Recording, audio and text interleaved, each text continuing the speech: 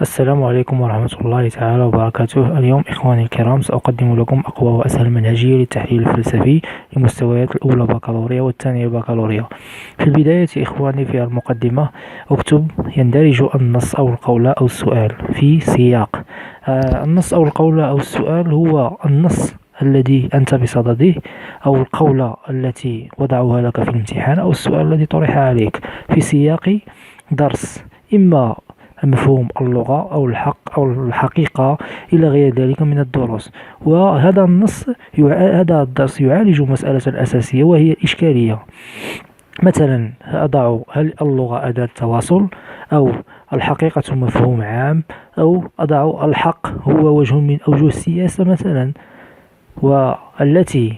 وأتمم والتي حظيت باهتمام المفكرين والفلاسفة، وقد أسفر تدارسها عن وجهات نظر مختلفة وتباينت باختلاف المذاهب والاتجاهات التي ينتمي إليها كل مفكر على حدة. وأمام هذا الاختلاف في هذه المقاربات يتجلى لنا الطابع المعقد في موضوع مفهوم الدرس، مثلا اللغة، الحق، الحقيقة. وأتمم مما يجعلنا نطرح العديد من الإشكاليات، وهنا أطرح الإشكاليات مثلا سؤال عام أو أسئلة تحيل على فرضيات الإجابة أو إعادة طرح الإشكال باستخدام عبارات نفس الموضوع. أطرح السؤال بوجهات مختلفة وأتمم. أذهب إلى العرض، والعرض هنا أزيد من مثلا في المقدمة قمت باختصار المقدمة كمفهوم عام، التحدث عن المجزوءة والتحدث عن الدرس الذي يوجد في المجزوءة. الآن أتمم من خلال الآتي. يتبين لنا من خلال القراءة الأولى للنص أو القول أو السؤال أنه يستهدف التأكيد على الأطروحة. فكيف يثبت ذلك؟ ينطلق صاحب النص، مثلا النص الذي بين مثلا كانت أو ديكارت أو إلى غير ذلك من الفلسفة، تحليل النص، وبعد ذلك وفي الأخير. ولكن ما قيمة هذا الطرح بالمقارنة مع المواقف المؤيدة أو المعارضة؟ نجد لهذا الموقف جذور عند اسم صاحب الموقف المؤيدة من الدرس. مثلا كانت يؤيد لنا الدرس، أو ديكارت لا يؤيد لنا الدرس. أكتب المؤيد ومن بعد أكتب المعارض الذي يرى أن أتمم من الدرس.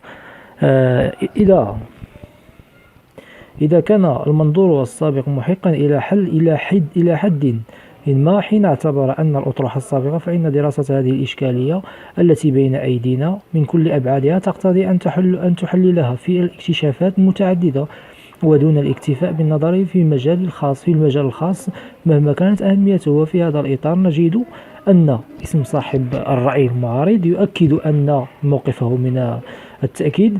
لكن أين أنا لكل هذه الآراء؟ هنا أضع وجهة نظري. من جهتي أعتقد أن هذه المواقف متكاملة، فكل موقف منها يبرز لنا جانبا من حقيقة مثلا المفهوم أو الغير أو الحقيقة. وذلك لأن الفلاسفة والعلماء يتكلمون من مواقع علمية وفلسفية مختلفة، يكمل بعضها البعض. وفي الخاتمة إخواني الكرام، وأتمم بعد هذه الجولات في مختلف أوجه الإشكالية، نعود في هذه الخاتمة ما أوردناه في مختلف مراحل العرض. فلقد تبين لنا أن الإشكالية، هنا أضع الإشكالية، تتسم بتعدد الخطابات وتعارض الأفكار والمواقف. فمن جهة رأينا أن الموقف الأول هو كذا وكذا وكذا، ومن جهة أخرى اعتبر الموقف هو الثاني، كما تكتب ما ورد في الموقف الثاني. ورأينا موقفا ثالثا يفترض الموقف الثالث أتمم ما ورد في الموقف الثالث. لكن هل يعكس هذا التعدد والتغير والاختلاف وتعدد وجهات نظر الآخر عمق التفكير الفلسفي وغناه وحيويته، أم أنه يعبر عن فلسفة عاجزة عن إيجاد حلول دقيقة لا نهاية متفق حولها لأسئلتها؟ وأنا إخواني هذا كما رأيتم هو تتمة هذا الدرس. ويجب، وكما ورد فيه من خلال أقوى وأسهل منهجية للتحليل الفلسفي، أتمنى أن تكون قد نالت إعجابكم سواء بالمقدمة أو العرض والخاتمة.